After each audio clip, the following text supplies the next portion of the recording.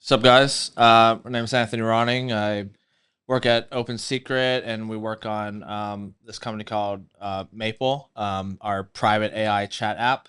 Over the last year or so, we've been doing a lot of secure enclave, private technology, and then all of our back end is in Rust. And we do a lot of really cool stuff with that. And over the last 6 to 8 months or so, AI has completely taken over my development, and that's all I do now for dev work.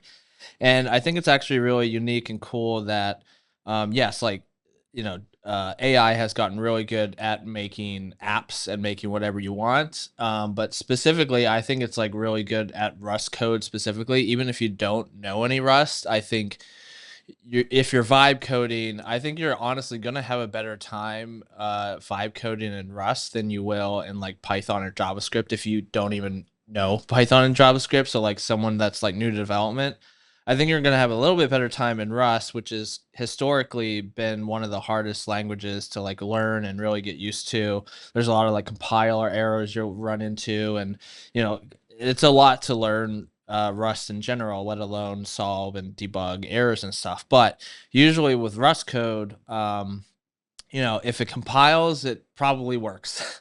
It's one of those situations where if everything passes and it doesn't stop any logic bugs from happening. Like if you meant to do one thing and it did another thing. But as far as crashing randomly, or just having a bug that just completely makes the whole thing not work, usually that doesn't happen if you get it to compile. And I think especially with AI has gotten so good at debugging and fixing problems and writing the code and handling any errors that come up in compiling. I think it's really cool that Rust, AI and Rust can be like a superpower. So what I wanted to, over the last few weeks, there's been workshops here. Ben Carmen in the back, he did one on building an LDK node. With Rust, and then he didn't use any AI because he's not very good at AI. But he's in the audience to learn how to do AI in Rust.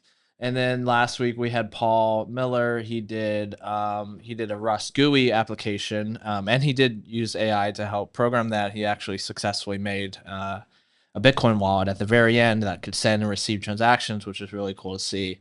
And then for this one, I just wanted to focus more on the Rust part. I didn't want to make any UI or GUI. I just wanted to kind of focus on let's create a very simple to start Rust AI chat app, so we can program our own AI bot basically.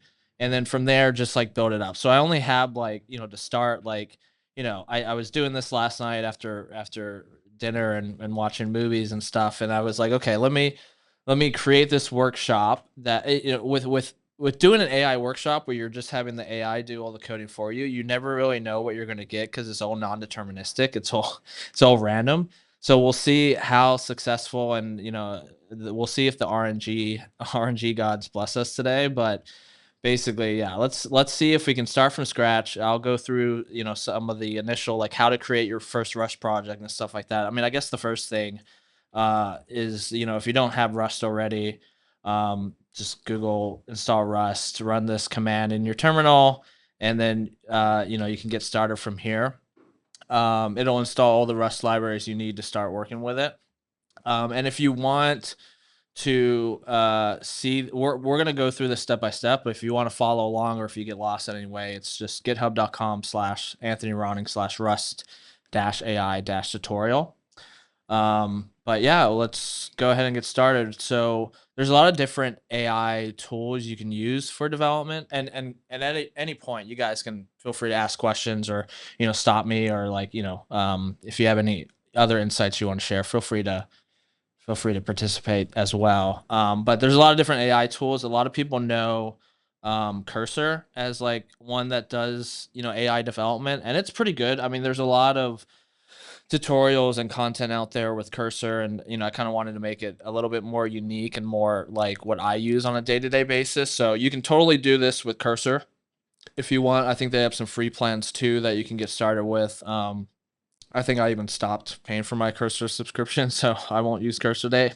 Exclusively, I use one called Claude Code. So it's a terminal command. So you just, you can probably just, install Claude Code. It's just a simple npm command that you run, npm install -g, and then Entropic AI Claude Code. You do need a Claude account for this to work, but Claude is pretty nice, so I highly recommend trying it out. It's a little bit more expensive than just using Cursor. I probably spent, I mean, I do this every single day throughout a month, and I probably spend like $200 worth of credits a month in Claude Code costs. But I mean, as a business expense, it's entirely worth it because it just streamlines my development so fast. So we're going to use Claude Code. I'm going to use Claude Code today. You can use Cursor or Windsurf or any other IDE, AI based IDE if you want. Yeah, you can sit up here in the front too if you want, Ben. But how's that? Okay, being in a TMUX panel, it can only get so big without anything showing up at all. But yeah, so today we're gonna use Claude Code, and yeah, good opportunity to use it if you haven't before. And I also yeah,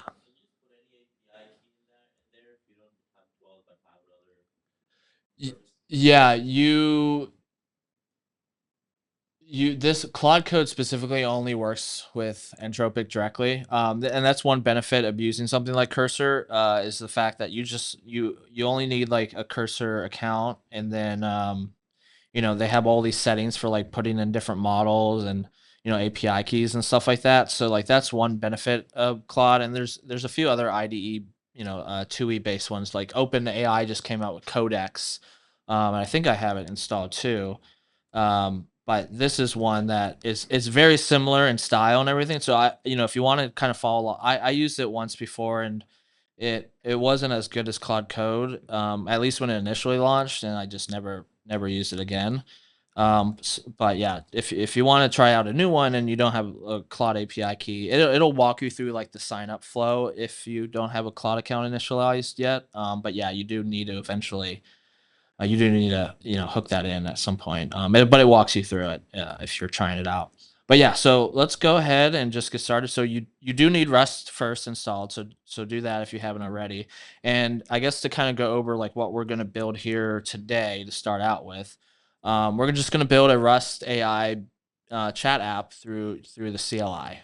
So there's not going to be any GUI. It's just going to be us typing our questions to the AI, and then seeing the AI response show up. And then honestly, from there, we're just going to build up from there and see how it goes. But I wanted to kind of go through some very simple step-by-steps and just to kind of show you what the back and forth is like, getting like a Rust app to compile that is completely written by AI.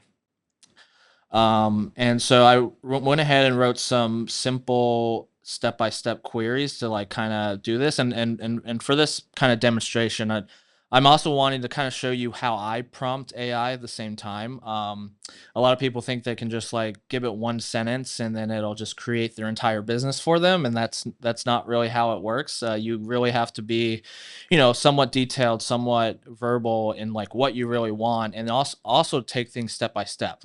I could write a prompt that completely writes the entire thing for me, but it might get a lot of things wrong, and it might make a lot of assumptions. So just starting out with like a good framework of step by step. So the very first thing I want to do here is create a simple command line chat app with Rust.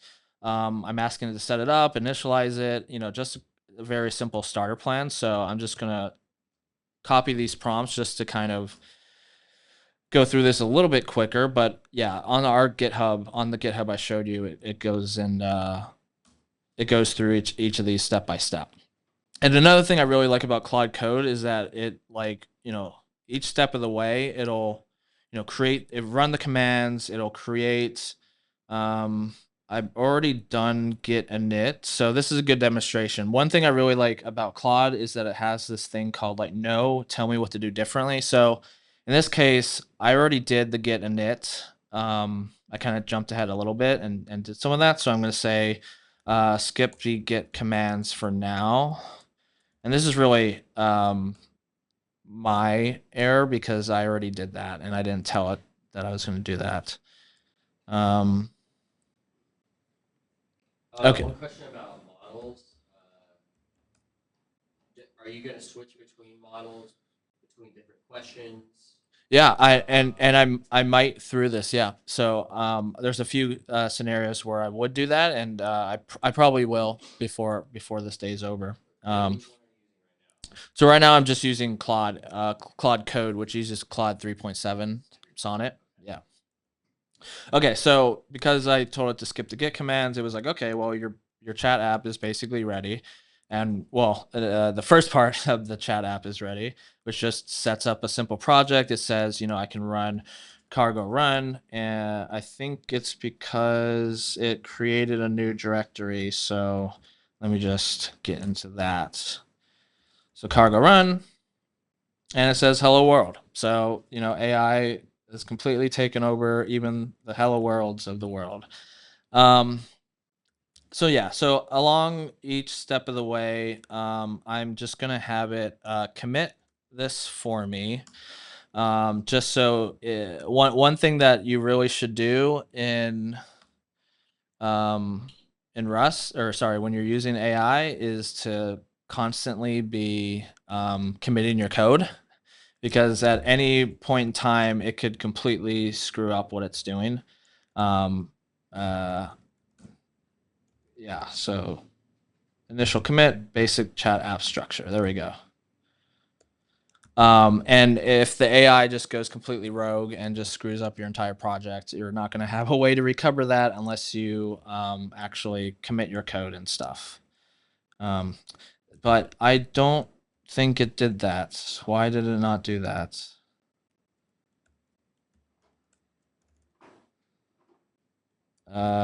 You didn't commit CLI chat.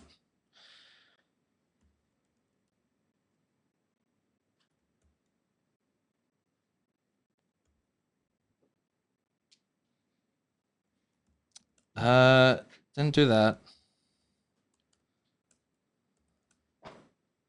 You know what did? It made a new Git directory inside of CLL chat and didn't use the master one. Okay.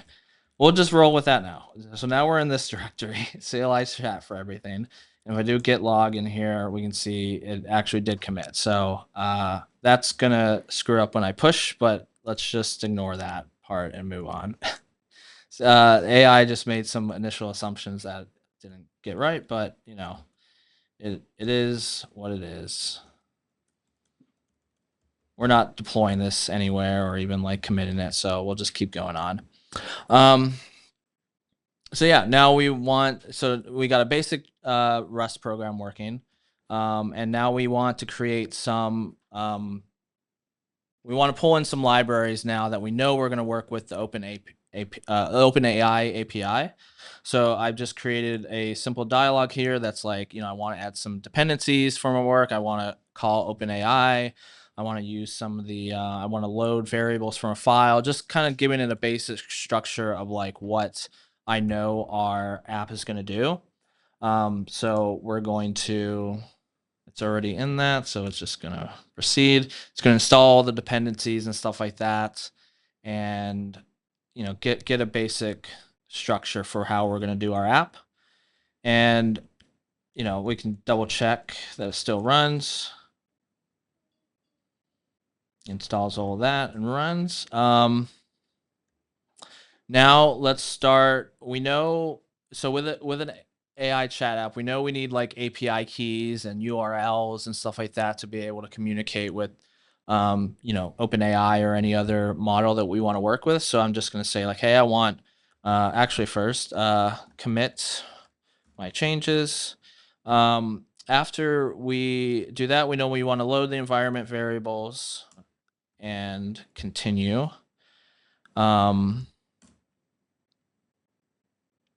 Just so that we have the right API keys and stuff. So one of the things I like about Claude recently is that it creates to-do lists and actually goes through them step by step. So if you have something that's going to take a while, you have a multi-step prompt that you're working with, it'll actually go through and create a to-do list, and then go line by line and start actually adding and implementing things.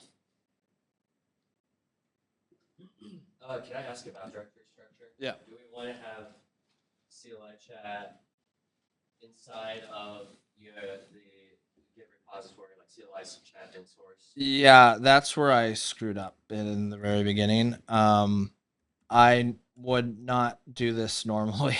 Yeah, that's It made another directory for all this Rust code, and I would not have done it that way. So that was kind of my fault here. But yeah, ideally you would just have source, target, cargo lock, and Tomo in the root one instead. And honestly, I could tell it to fix that. Actually, because now it's just going to bother me.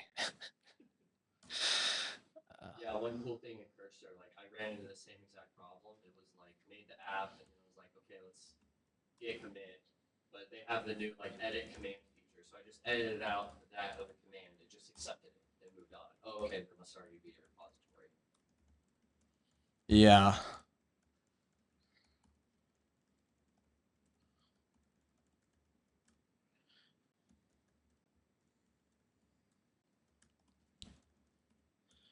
So I'm basically just asking it here. It made a CLI chat directory inside of the project, but it really should be pulled out into root. So let's see how well it does this. So it should be, yeah, it's now making and when it's running commands on your computer, you should absolutely read what it's trying to do and then say yes or no whether to proceed, because it could try to do some dangerous stuff. But in this case, it's making the source directory in the root. So this is the root project I'm in, and then it is moving and copying all the files over. It really should be moving and not copying, but it'll probably go through and delete the old one after, or at least I'll tell it to do that.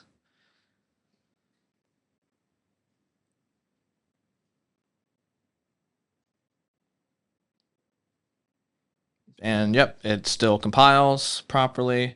It's asking me, would you like to remove it? Yes.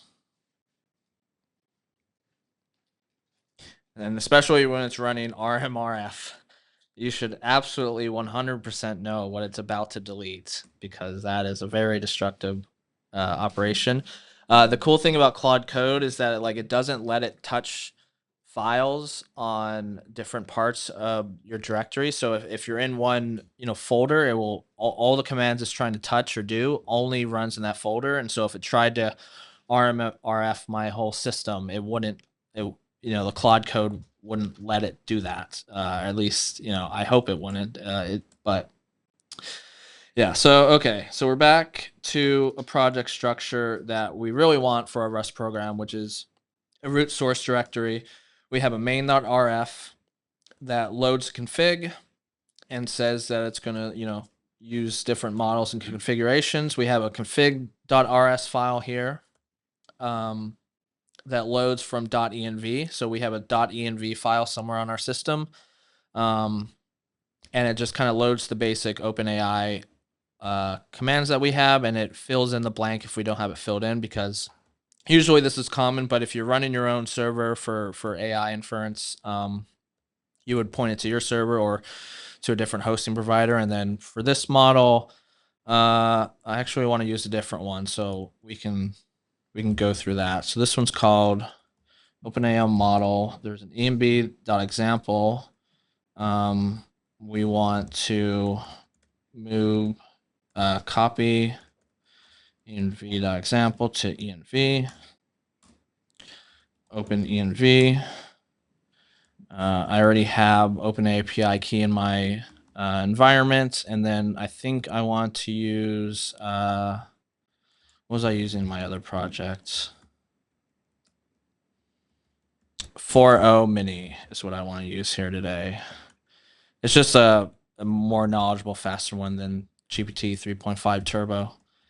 Okay, so if we run this, oh, I deleted that cargo run. If we run this, we can see that our program now is pulling in the proper environment variable we just set. and it's using the Open API URL. So this gives us the structure we need to be able to pass in environment variables to our application um, to start like loading and doing what we need. All right, so this is great. Please commit my changes.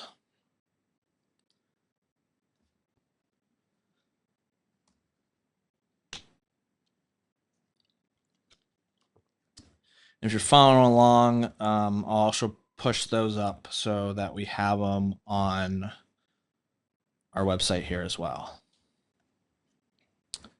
All right, any questions so far? Let's continue. Oh, yeah.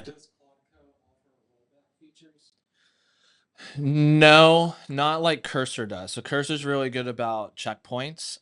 Claude Code doesn't have those checkpoints, unfortunately. So this is why I highly recommend Git. Because if it had messed up right here, when it was deleting and moving files around, I can go into Git myself, Git log, and I can see the different checkpoints and I can roll them back myself.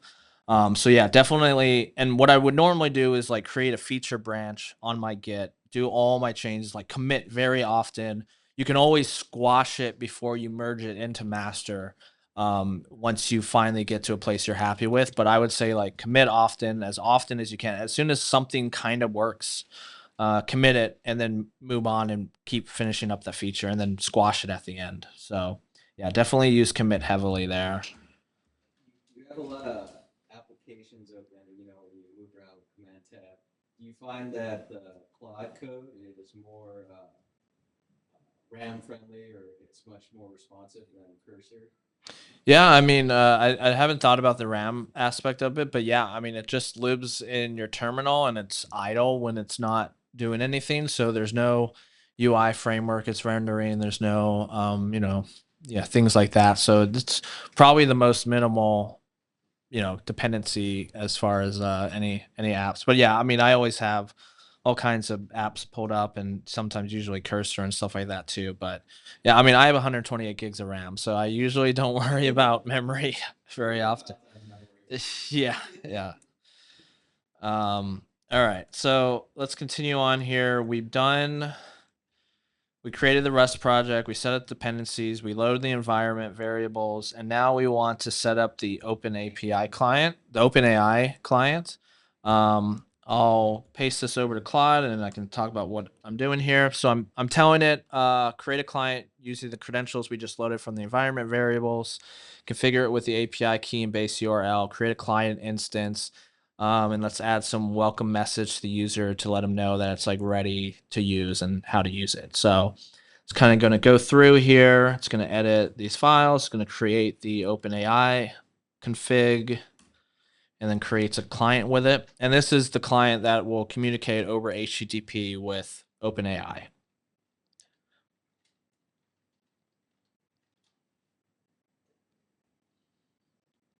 It's adding some nice emojis and dialogues for us.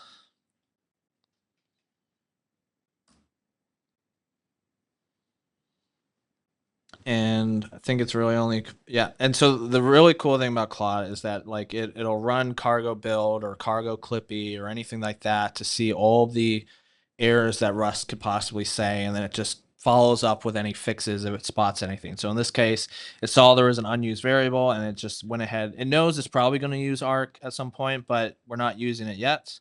So let's go ahead and cargo run to make sure that there's another one, but we'll use client very shortly. So welcome to Rust CLI chat. We're using this model. We're connected to OpenAI. Type your message and press enter or exit and quit. That's all we got so far. So it just goes ahead and quit. So it did the next step, which is just set up the OpenAI client. And so let's commit and push. While it's doing that, the next prompt, let's make the app actually interactive now. We want to create a for loop that just asks the user, shows a prompt for the user to start typing their message, waits for the user to type a message, and then processes it. And then users should be able to exit at any time. So let's start being interactive with our app. It says there is no remote repository set up, but there should be. Yeah, so it was wrong. All right, let's make the app interactive.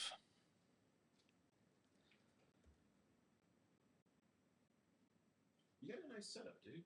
Yeah, it's fun because I mean I always do Vim anyways, and so I this is usually where I live when I'm writing code, and but when Cursor came out, you know, I really wanted to take advantage of how powerful Cursor is, and it is really great. But I hated the idea of having to switch over here to do my chat with AI and then switch back to actually edit the code, and just the fact that I can have Claude running in my terminal is it just makes everything really easy. Yes, you don't need to ask me for that. It's actually running itself, which I don't think it's gonna. It says it's interacting, but I don't think it actually really interacts with it when I think it runs it, but it doesn't actually interact with it. So let me just stop what it's doing and run it myself. Cool. So we have the U. I can say, hey, processing your message. Hey, we didn't tell it to actually send it to OpenAI yet. We just wanted to say like, hey, can you read in a response from the user? Can you process, you know, quote unquote, process the message? And when I type exit, it exits. So boom, we have some basic user input and we're processing it in Rust. We can see a little bit of what it's done. I didn't actually look at the code when I hit accept. So traditional vibe coding, you just say yes. So it reads in the response from the user. It does some standard out flush stuff and standard in read line stuff, kind of basic, simple CLI logic. It checks to see if we're trying to exit, and if it is, we just go ahead and break. If we don't really put in a response, we just wait for another response from the user, and then here is the input that we had, and it just says, "Hey, we're processing your message. Get commit." And I could totally just say git commit, but honestly, you know, I'm above that, and I think AI should do that for me. Eventually, telling the AI to just keep running the commands that you want it to run, it'll just pick up on, yeah, after I get it to compile, I should git commit and continue on. And I'll push that.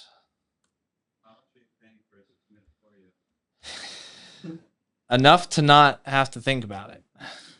If anything, I'm helped training Claude. Their new models that will come out will see that I'm such a nice and friendly AI developer, and I'm always telling it to git commit when it's done, and eventually that'll be fine tuned into their next model. Sometimes, sometimes. I usually avoid that one. Yeah, I usually just stick with the please, and usually, usually I don't say thank you unless it's like I want to do a follow up after that. But yeah, so we have user input handling. This one, track conversation history.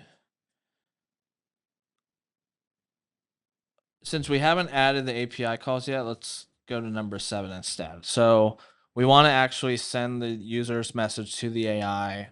And for context, I had AI create this entire workshop for me. So that's why I'm like, actually, let's go to 7 first. We want to send the user's message to the AI now. So let's create a request that includes the model name and then load it in the environments. And the conversation history we built up. Well, that's going to be wrong because we haven't built a conversation history yet. But we want to actually send the request to OpenAI now. So let's see how it handles this.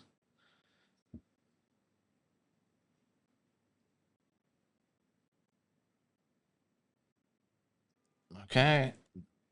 We can see, and this is what I like about Claude Code. It just shows you in good diff format what we're doing here. So it's going ahead and doing the conversation history stuff anyways, which is great. The way AI works, you know, there's no state when it comes to LLMs. So like every request you send an LLM, it has no history about what you've done. So, you know, when you do follow-up conversations, you put, you know, you keep track of a history of what you've said, what the AI has said to you, and then for every request you act. It sounds very inefficient, and it kind of is. There's some caching stuff that models can do, but it is kind of inefficient. But yeah, GPUs have no state at all. So whenever you're building up a history of chat with an AI, you have to append the history over and over and over again and send that with each new request you send. So it's creating the chat completions request. It's loading the model. It's loading message history, um, sending the request, and then giving us the AI output. And then with AI, it usually happens in streams. So it sends one message at a time back just so we get that live interactivity. So hopefully it prints that successfully.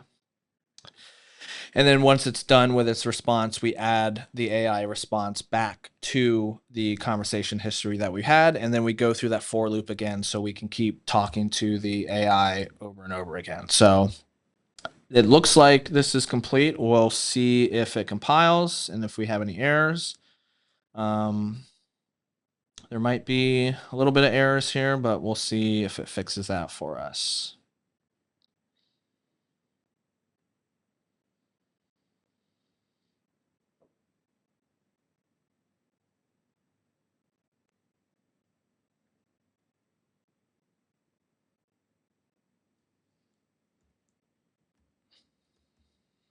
Okay. It's got some things wrong, I think, but it's now going back and fixing it. I think one thing that I'm going to double check, sometimes AI is really bad about pulling the latest version of dependencies. So let me double check the latest version of this. Okay, so it's as far as it is aware, it's on a very different version of OpenAI than before. So let me just tell it, you need to get this version of the OpenAI library. And, Claude Code and Cursor and all these tools should, have the capabilities to actually visit URLs and things like that. So I can just give it the docs online, like, hey, this is the library you should use. And now it's just kind of going back and, making sure that it builds with the new library.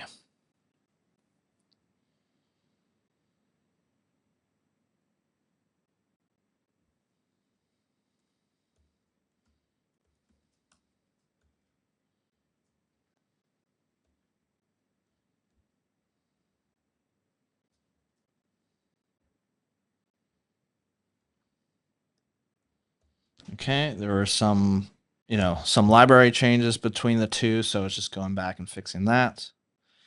Running cargo build again.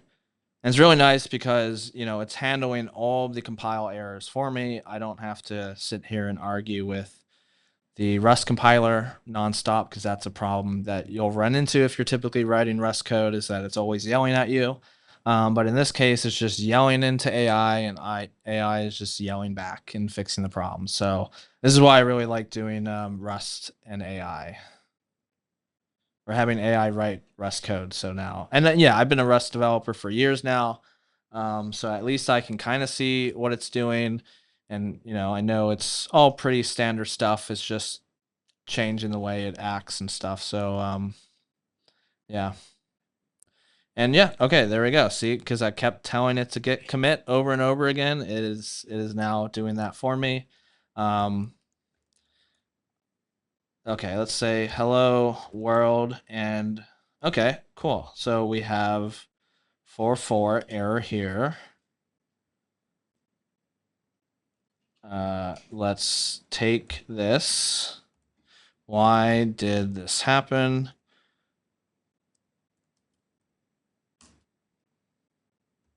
And I feel like sometimes this will happen if the model is incorrect. I think the model should be right. But yeah, it's already kind of checking to see. I mean, I really want to use 4.0 mini, but let's go to 3.5 turbo to see if that works and fixes the error. 404. Okay.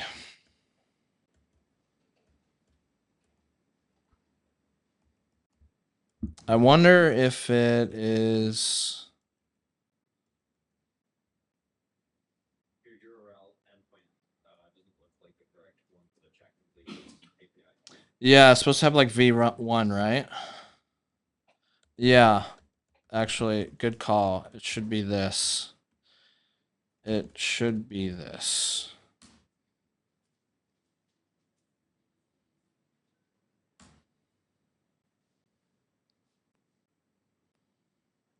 Cool. Let's do it again. We got that V1 there. There we go. That was it. Nice work. We figured out something the AI couldn't figure out. Good job, us. I'm going to switch the model back to what it was. Can you switch the model back? I can't ever remember all of the different model names, but you know, there we go. It should give us 4.0 mini. Should show that we're using 4.0 mini. And there we go. Perfect. Let's see, what else do we have here?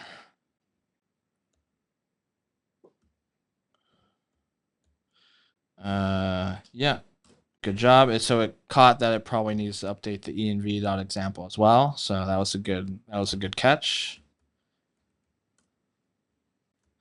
All right, so we created an AI request. It already went through and handled the streaming responses as well. We saw that it's, you know, already responding to us. So that works successfully. Yeah, Claude 3.7 has the tendency to, you know, guess what you want to do next, and it just goes ahead and does it. It can be dangerous sometimes, but in this case, it handled basically 3 different steps in one, just by one request I sent it. So that was good. After the AI finishes responding, I need to send its complete message to our message history. And I'm pretty sure it's doing this. Yeah. What did I say earlier? You said IDK, which stands for I don't know. Okay, so yeah, we're already doing the AI response history stuff, so that's great. Let's say now let's do some graceful shutdown, because I think right now we can hit exit and it'll exit, but I think it has some graceful handling, but let's just go ahead and do a little bit better with some graceful handling.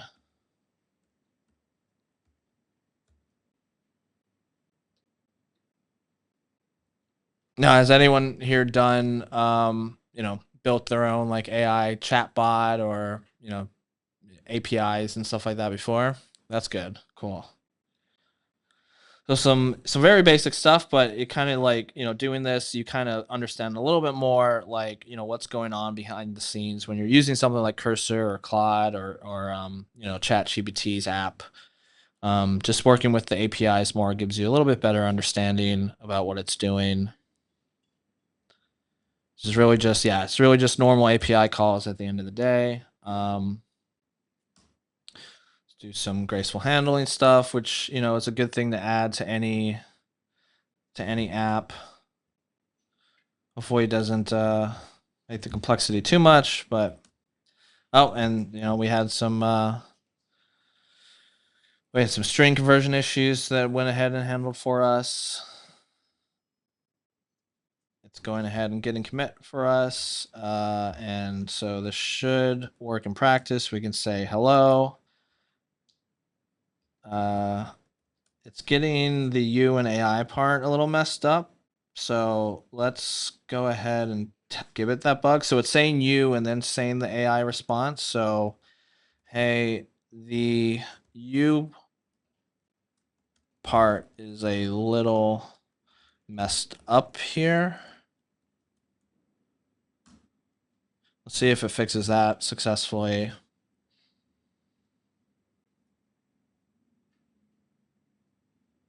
Ideally, it just waits for the AI response to be done before it prints out you.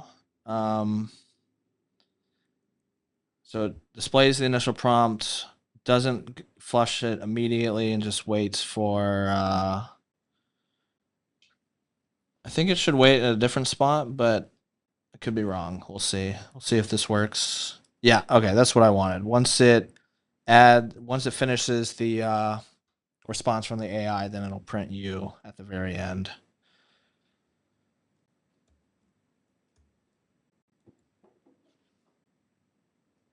And it looks like our shutdown signal doesn't work very good. That's great. Let's try that again. All right, AI response and then the U. So we fixed that bug we had, but the receive shutdown signal doesn't work like we expected. So let's go ahead and copy this, give it to AI. Great, that last thing worked, but now it's not doing a shutdown signal properly.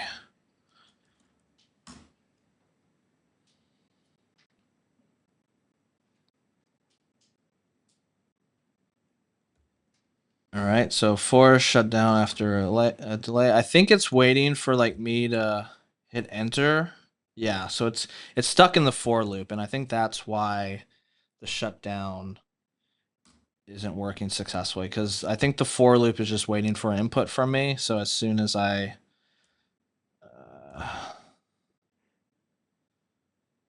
yeah, honestly, the graceful shutdown was probably a little bit unnecessary for an app like we're creating here, and whew, it's getting complex really quickly. So we'll see if we'll let it do its thing, and if it's better, we'll keep it. But if not, we may just want to revert all of those changes. The thing I like about AI sometimes is just, yeah, it'll run nuts, but I can throw it all away whenever I want, because I'm not committed to this code. If I'm writing the code myself, I'm like, oh well, I don't want to rewrite all the code I just wrote. But if AI wrote it, then I literally don't care about this code, and I can just throw away the last commit if it's bad. All right. Blah. All right. Receive shutdown signal. It's okay, and it gracefully exited from there. So great. I think it probably made shutdown signal stuff usually can bloat your application a little bit.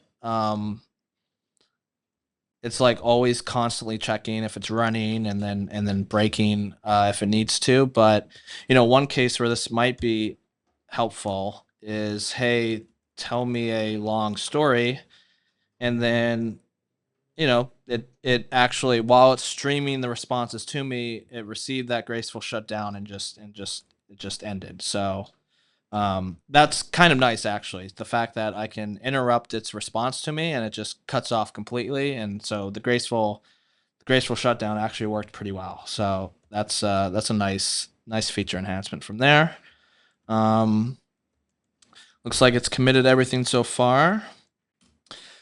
Any questions up to this point? So we have a successful AI chat app. Where are we at time? We got about 13 minutes left. We can go into some fun stuff first, but kind of just wanted to show you a little bit of basics of like how I go back and forth with AI, and how I get it to write all the Rust code for me and stuff like that. So any kind of initial questions, we can keep hacking on this and see what crazy ideas we want to come up with next. But yeah, just wanted to kind of open up the floor a little bit, answer any generic questions.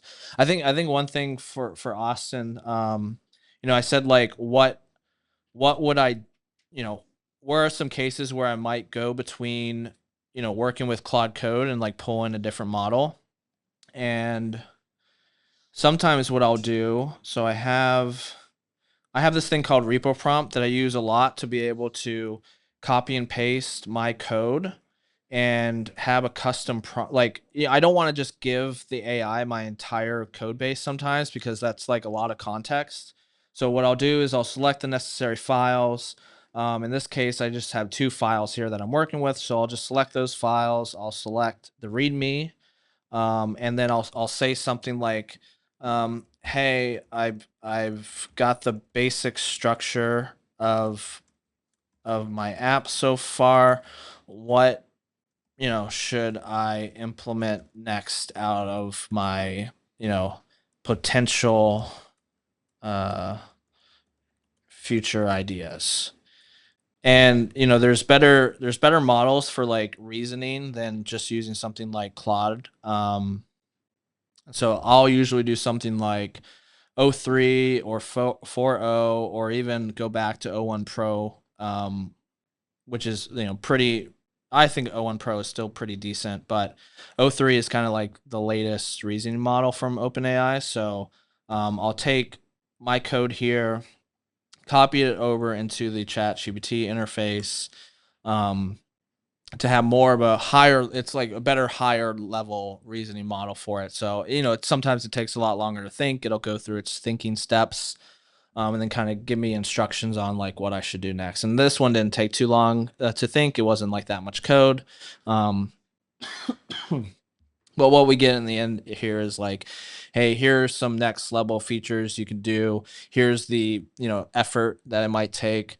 O3 loves putting things into tables, is one thing I've noticed with this model. So it's always going to render a table in some way, even if it doesn't make sense. But in this case, it's kind of cool. We see the effort. We see like what crates and different concepts we need to do. Um, if we want to do different things, how long will it take? And then it gives me a lot of different code examples of like, hey, if you want to add clap to your to do some command line parsing, you can do that. If you want to do some nice syntax highlighting, here's what you would do. If you wanted to create save conversations into a file so that you can load them up later, here's what you would do. And just go ahead and pick which one you want, and then go from there. So this is like one of the cases where using like a higher level reasoning model can, help you in your development. And then I would just give these tasks over to Claude Code to actually implement for me. It seems like a lot of everyone's talking about MCP, all these advanced tools, but everything I'm seeing you do is like you're using Claude Code as the main operator, and you're kind of spoon feeding everything else. You're making prompts. You might go to another model, but at the end of the day, it's like Claude Code is the one that's doing the operating, and there's kind of no fanciness with like MCP and like, oh, it knows my GitHub repo, and like you still kind of feel like a lot of those extra tools they don't really get you much. I haven't dove into any of the custom MCPs yet. I mean, it's such a new and very fastly growing space. I mean, if you go to mcp.so, or one of the very many MCP directories that exist. So basically, for context here, like MCP can like you can give a Claude Code or Cursor or any most latest AI development models this concept of MCP, and it'll basically give it more tool use than it had before. So if you look at the Chat GPT app, there's this functionality down here, and there's one that's like called search, and this is basically giving Chat GPT the ability to call a tool that is search the internet. There's also deep research, and some other things. I think, yeah, ChatGPT has not implemented MCP yet, to my knowledge, and so like they're the ones kind of like lacking in that regard. But like the Claude Code, or the Claude front end, you can go into the settings here and like actually edit your Claude Code config, and put in. I don't have anything in there, but put in all kinds of fancy servers. So if we look at one of these, the GitHub MCP server, um, it basically, you plug this in to your, you have to give it access to your, you have to give it your personal access token. So, but basically what it'll do is it'll have the ability to start, searching your GitHub repositories, your issues, see the CI/CD pipeline to see if there's any errors in your code and stuff like that. So it really just like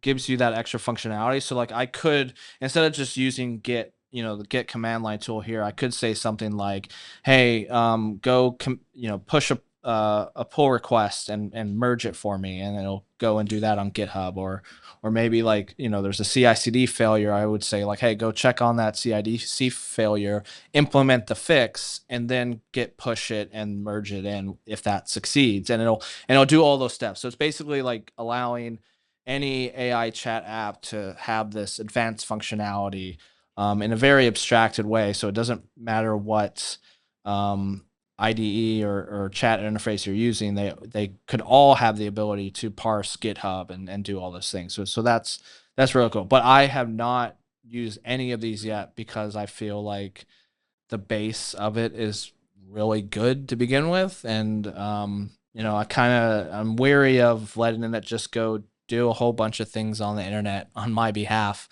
and not having the ability to say like, "Oh yeah, I just merged that commit for you," and I'm like, "No, you didn't ask me first, or you just went ahead and did it, and I didn't want you to do that." So this is where it gets into like an AI doing real life things for you when you start giving it like online capabilities. And I wouldn't personally say I would trust it for most things here.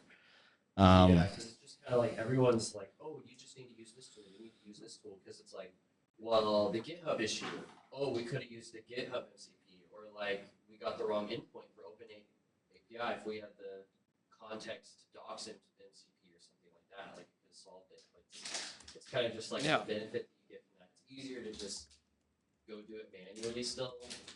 Like the Yeah, I mean, like maybe I'll just say this. It's like, hey, if there's any issues, like just go to the URL. And well, it wants to use the GitHub command line tool, which I don't have. No, just visit the URL normally. And it'll just do a call out to github.com and see if there's any issues. And so if there's a specific one I already know about, I would just say like, go look at this issue, or go look. What I like to do, I usually have code bots run doing PR review for me. So whenever there's like a bunch of code bots that have opinions about the pull request, I would just give the pull request over to Claude. I say, visit this URL and handle it all. And it's a little bit less efficient. Like it'll parse all the HTML and stuff, but like it can figure it out. So yeah, I just say like, go to this URL if I wanted to read something. I don't need to pass it an MCP tool that gives it my GitHub credentials that does all the unique things. I'm just like, go to the URL, because like that's what I would do. But yeah, it's like, yeah, I went there. There's no issues yet. So you're bug free basically. Does Cloud Code have a YOLO mode or something similar? Kind of. So if I do Shift Tab, it'll just auto accept any edits. But it won't. Whenever it wants to run a new command, it'll say like, yes, yes, and don't ask me about this command again, or no, do something differently. So if it's very basic commands like git, you probably saw it. It's already like committing for me, and so it's like, yeah, like git commit, yeah. Whenever you want to git commit, go ahead and git commit. Like you don't need to ask me. So it kind of has a YOLO mode. You still have to at least give it the first time permission. If it wants to use git commit, you can say yes and don't ask me again. But first, like I would say, like, if it ever wants to run RMRF, don't put that in the YOLO mode. Just say yes or no, depending on what you're doing. I mean, with the RMRF, like, have you ever tried running it in, like, you're running NIPS, so you could, like, put it in a container or something like that. Yeah, and there's some really cool things that people are doing. I mean, we got Christopher in the back who really, spins up serverless environments to run your code base and commands on it. And those are really great use cases for having you do have to go in and set up either of these environments, or use integrations that set them up for you. And yeah, I'm using Nix here, but it still has like, even if I'm using Nix, it's not in a VM. It still has file permissions to the rest of my environment. It's just that I know with Claude Code, like if I told it to go look at a different directory that it's not in its current environment, and I can even, let me tell it to go here and like read the content of this file. I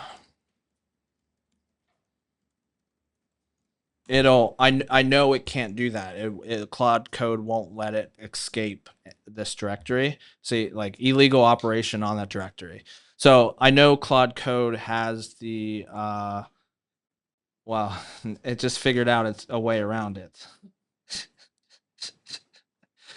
So maybe its read tools don't have that safeguard, but the command tools at least, because it was trying to I think it was trying to run a bash command. Yeah, why did it? Okay, the read tool doesn't have the ability, but the list tool, and then okay. So I don't know. I didn't think it had the ability to, and then it just like figured out a way around it. But yeah. So AI is smart at getting around things if it needs to. But yeah, you can totally spin up environment variables and stuff like that if you need to. Any other last questions? I guess you said Cloud Code doesn't have rollbacks, but is there any way to use Nix's rebuild features or anything like that for something similar? Not really with Nix specifically, but it would mostly just be like using Git. So like, because we have been committing often, if all of a sudden like this graceful shutdown stuff was just like way too complicated, I didn't like the way that AI handled it, I would do something like I would just like rebase or, and just say, what, like drop this last thing. I didn't like the way you handled it, and it would just, I could even tell the AI, hey, drop the last commit. I don't like it, and it'll be knowledgeable enough to do that. And so yeah, definitely commit often, and just yeah, that's you don't need fancy rollback stuff when you just use Git, because that's the whole purpose of Git.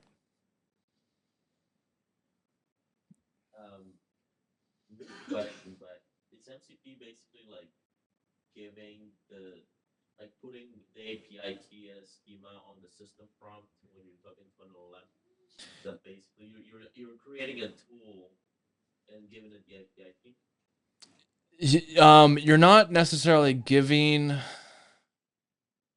the LLM the API key. It kind of lives in its execution environment, but what you're doing is you're telling the LLM, hey, you have access to these tools. If you need to call one of them, like here is the name of it and here are the parameters, you pass it. So it won't, if your concern is like, oh, it's reading that API key, it's actually probably not in that specific case. There are times where it just decides, I'm going to read all of your environment variables and send that to the LLMs. There's sometimes where it does that, but I think with MCP specifically, like if we look at one of these, there's this server config here, and I'm pretty sure it doesn't go ahead and read the token, but what it really reads and understand is like, with MCP tools, there's usually a description, like, it'll spin up this quote unquote MCP server that does that runs this code on your local computer basically, and it's a server that when the LLM wants to, it can query and write commands and stuff for whatever is being exposed on that server. So in this case, it'll, if the LLM decided it needs GitHub functionality, it will say something like, okay, cool, let me call the GitHub MCP tool. Oh, here's the description of it. Here's the parameters it needs and the commands it accepts. I'm going to now call that MCP server tool, and then it'll handle all of the, the actual server that runs will handle all the access tokens and stuff like that.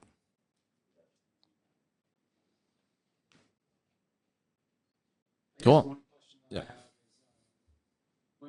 these AIs, do you recommend using natural language with them, kind of like how you were talking, rather than giving them kind of documented specifics? Yeah, a little bit of both. For something like this, where it's very base, it's like general feature requests and stuff like that. I pretty much explicitly just spoke to it like a normal human. Um, why is that screwed up? The first iteration of the workshop it created for me, it wrote very detailed technical steps, and I think for most people they won't quite know the exact technical terminology to use, like the exact parameter names and things like that, the exact commands that they need to run. So like I think LLMs do a really good job of understanding what they need to do. When you're working with like larger uh, file bases, it will benefit you from at least knowing the concepts of it. So like, let's say this was a code base and there was like a million files in it. I would probably say, and Claude Code and all of these others. Why is this not working?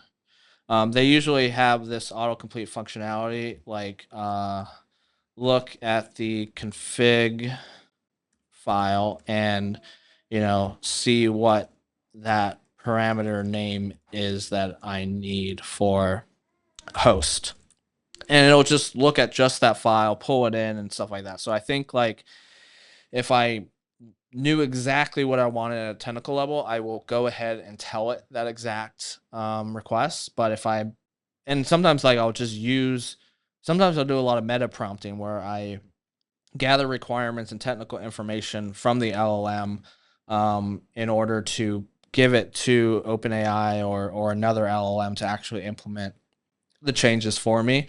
It'll pull in all the technical information, like just kind of like this, right? It's like, here is the technical details. Here, our default values, stuff like that. So if I needed to do some specific things on just the OpenAI config, I'd be like, hey, go read that file, tell me what it does. At a technical level, I can copy and paste this and either go into another prompt or go into another LLM to actually implement.